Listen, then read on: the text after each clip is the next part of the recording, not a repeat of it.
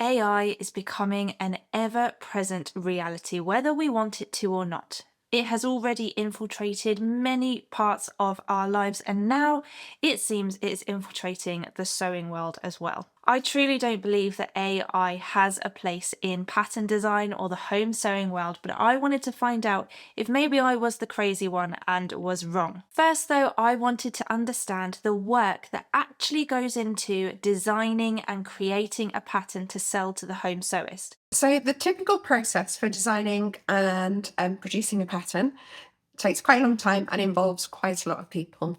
Here at Sew Over It, I design the patterns. So I will start with an idea, pull together different bits of inspiration, whether it's people I see on the street, whether it's something on Pinterest, get all those ideas together and sketch out a design. And what I really like to do is put on all the specific details that I really want in that pattern, whether it's a particular facing or a particular way of construction.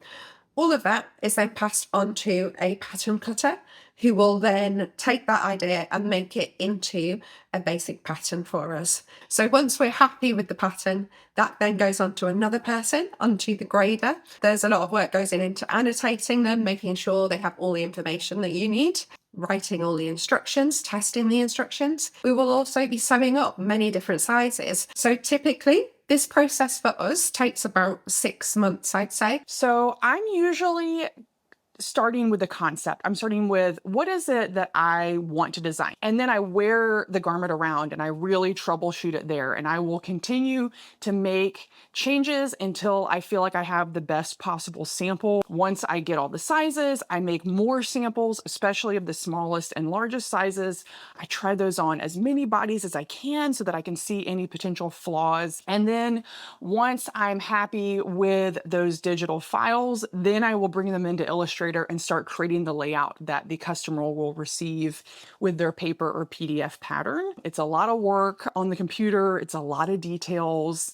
You've also got the entire instruction booklet to write, to illustrate, and to proofread, and to layout. So it really is a lot of work, and I'm usually truly exhausted at the end of developing a new pattern. That process usually takes, at best, 2 years.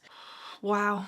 That is a lot of hard work and that is going to take a lot of time. So I think I'm just going to take this pants pattern from Anne Tilly and oh look, this is a nice jersey pattern from Sew Over It, a nice woven dress from So Dressmaking, and tank top from Victory Patterns. I'm going to leave those pattern instructions for now. I'll come back and use those later. Okay, so now I'm just going to, okay, let's see what we have. Okay, let's take, a bodice, another bodice, I like that one. Oh, a pocket, definitely, we need a pocket. This looks like it might be important, facing, and oh, darts, people like darts, so let's add those. So okay, that looks like a pattern, so let's just shove that all in an envelope. And ta-da, there's your pattern. Money please. Once a place that you could go to find unique gifts and handcrafted items from artisan makers, Etsy is now rapidly becoming a home for AI pattern brands. So how can we spot the real patterns from the fake ones? Well, the first biggest red flag, especially on Etsy, is the price point. Your typical PDF from an indie designer can range from maybe £10 at the lowest end, perhaps during a sale, up to maybe £20 at the top end. So the pricing of our patterns is dependent on a few things. I would say one of them is the market rate of PDF patterns. We do look at what other people are selling their patterns for. But I think what you've got to remember from kind of an outside point of view is that we are a business, and like any other business, if you're buying a product, the money that we're getting from that product is not just going to cover the cost of that pattern. It's paying our salaries, it's paying our rate, it's paying our business rate. It might feel like you're just getting some digital files emailed to you, but what you're also getting is that pattern for your entire life. I base my pricing on my peers around me, and I look at what the standard going rate is. So all of my digital patterns are $16. My paper patterns are between $20 and $22. And the $2 extra is just if I have to use 2 sheets of paper. If I spend 2+ years developing a pattern and I only sell 10 at $20 a pop, that's not enough to cover all of the work. So you definitely are hoping for a long game and hoping for continued sales over a long period of time. So it's pretty fair to assume that a pattern that is priced at around £2 or £3 has not had a lot of work gone into it, and certainly no work going into testing it. All right, let's have a little look. Okay, so I can see we've got the Sid Graham Lane pants here. They're priced at £15. That's a really good price for a independent pattern company. And look, it's similar to these other ones over here as well.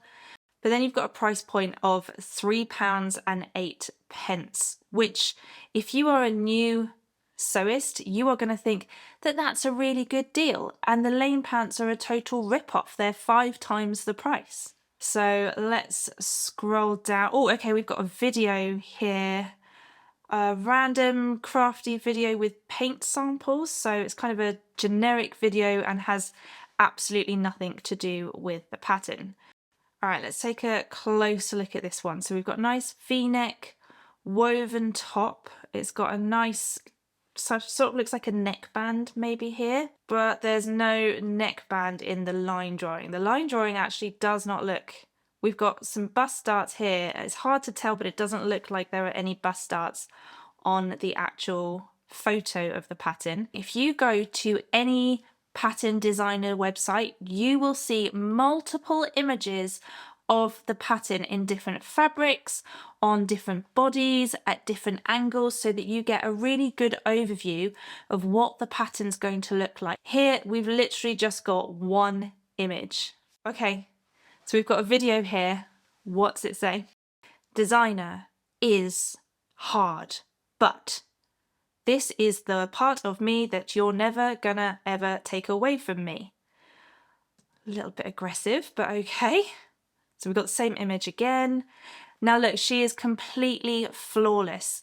We all might touch up an image here and there, maybe take away a spot or a blemish or enhance the colours, but she is completely flawless. Their features are totally symmetrical. They don't have apron bellies or mum tums or bingo wings, you know, they don't have any of these things that make us real and human. Okay, the sizing is, so we've got a 4XL plus, hang on a minute, we've got 3XL to 4XL, and then we've got 3XL and 4XL, and that continues all the way. So 2XL to 3XL with 3XL and 2XL either side. What is going on? Okay, so next we have an image of a pattern drawing, not the pattern that is actually being sold. And if you take a good look at the tape measure, what do you notice? Do they look like actual numbers to you, or do they look more like hieroglyphics? This is something that AI is starting to get better at, so you are really going to have to put your analytical hat on when you're looking at these. But at the moment, AI struggles with numbers and letters. What on earth is going on here? She's doing some sewing in the middle of the dress, not even on the seam, and if we zoom in on her hands, there's no needle. She is not even holding a needle. She's not holding the fabric. She's not holding a needle. It's just a random piece of white cotton thread. So it's not even matching the color of the fabric. Okay, have you ever seen a pair of scissors that look like this? No one's hand will work with these scissors. Again, we've got another odd sized tape measure with hieroglyphics, and these sewing machines look like they belong on top of a cake. So not only has the pattern and the image been generated by AI, a human hasn't even had the thought to look through it and double check that it actually makes sense. In the name of scientific research, I decided to purchase this pattern, get the pattern files and the instructions, and take a closer look and even sew the pattern up so that I can get a really good idea of what we're dealing with. I'll be honest, I'm not holding out much hope, but let's see how we get on. To give this thing the best chance of success, I got it printed onto a 0. Now, one thing I really wasn't anticipating was the fact that you can only print single sizes. A real pattern designer knows that no one person fits into one single size. The most common fit adjustment that nearly everyone needs to make is grading and blending between 2, 3, 4 sizes.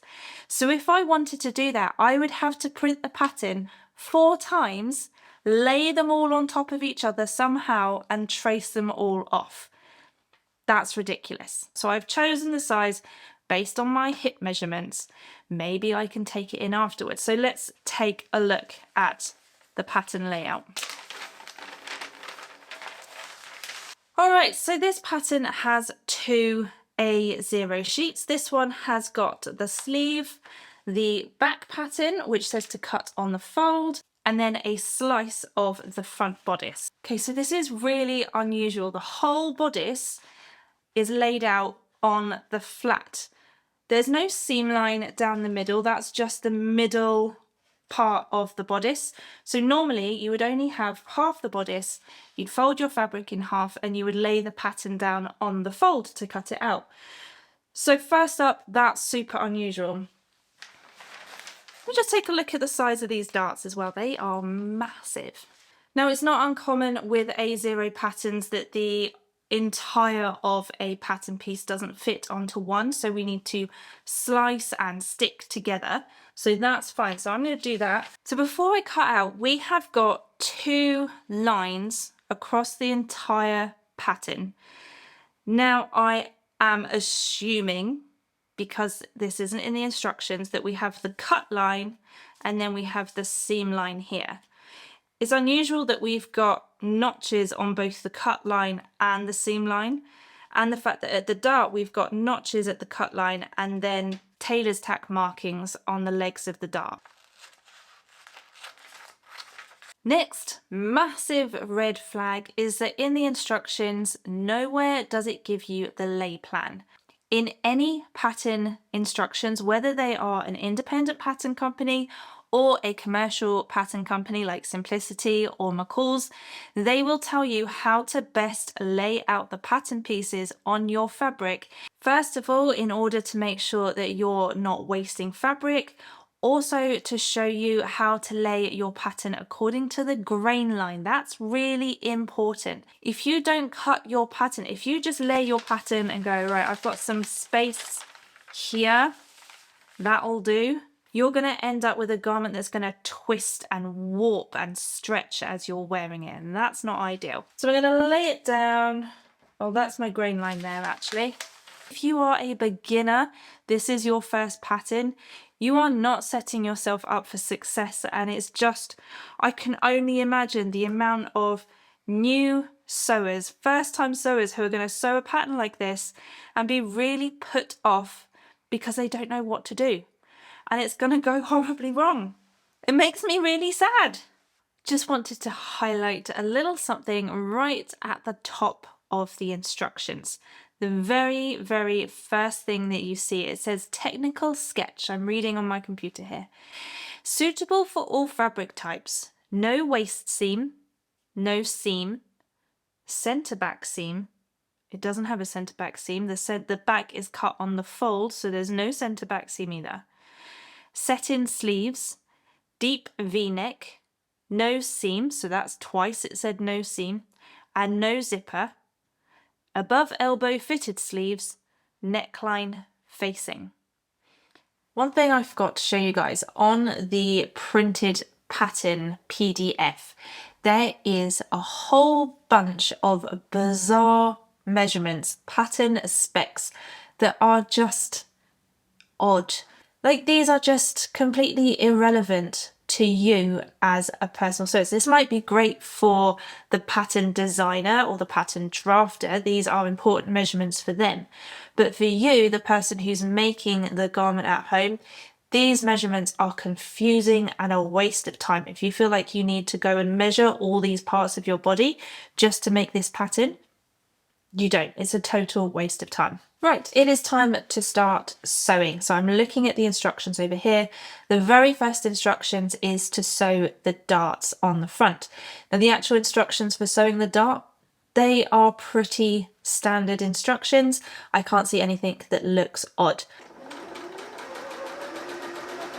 Is this probably the biggest dart you have ever seen in your life? That is the bust dart, and it is massive and really long as well. Now it tells me to stay stitch the neckline. It doesn't tell me how to stay stitch the neckline, what seam allowance to use, the fact that you should only go from the outside into the center, take the garment out and then go and do the other side, rather than going from one shoulder to the center, then back up again. It's not actually telling me anything. So if you don't know what stay stitching means or how to do it, you're not going to have a clue.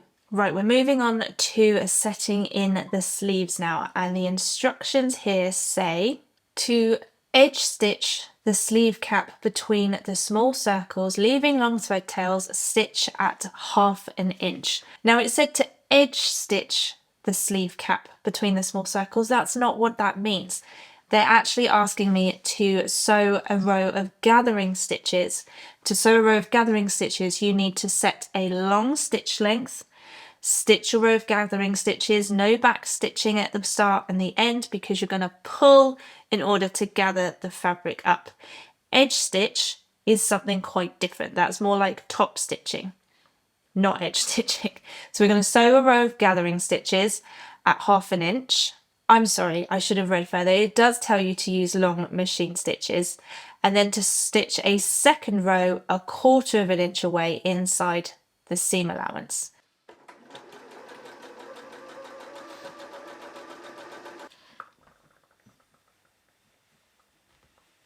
The sleeves are attached. Now, this is where things get really interesting. Onto the neckline, and it says the neckline may be left raw depending on the fabric, or you can finish the edges by zigzagging, overlocking, or use a bias tape. Now I'm pretty certain when I purchased this pattern, it was described as being finished with a neckline facing. Should we go back and just check the pattern specs at the very beginning? Neckline facing. It says nothing about bias binding. Leave the neckline raw or finish it with a zigzag or overlocking stitches. Well, okay, I'm going to leave it raw. We're going to try it on and then see whether or not it's worth finishing it off with bias tape, because there was no facing pattern piece included in the A0 pattern or the printout. So let's try it on, shall we, and see how it's looking. Oh my. Oh my, my, my. Let's take a look. The darts are here. All the way down here. Long, very long darts finishing underneath my boobs. So I've got this pointy thing going on. The shoulder seam is here. My shoulder is up here. Oh, let's take a look at the back. See that lovely neckline, unfinished. So that pretty much went as I was anticipating. The pattern is far too big for me here because there was no way of grading the seams. The bust dart, that massive bust dart, is hanging below my boobs. The neckline, which is suggested to leave unfinished or do a simple zigzag stitch, is horrendous, and especially because there was a notch that I had to cut in that center front, that is going to pull out of shape. I did the stay stitching, so you can see the stay stitching, and give it a couple of washes and that is going to start fraying really, really bad. It's going to be awful. If you are a beginner just starting your journey in sewing, I cannot imagine how disappointing it would be to sew this as your first garment. It would put you off sewing. It would make you think that your body is the issue, and your body is not the issue. The pattern is the issue. When it comes to AI and patterns. I would say I'm personally not a fan. I think patterns definitely need a lot of human hands, and they need a lot of checking and sense checking, and they need the creativity that we have. We have to think about the sewing machines you're using. I think AI and more computerized techniques often lead towards industrial sewing, sewing for retail, where they have different machines for different parts of sewing.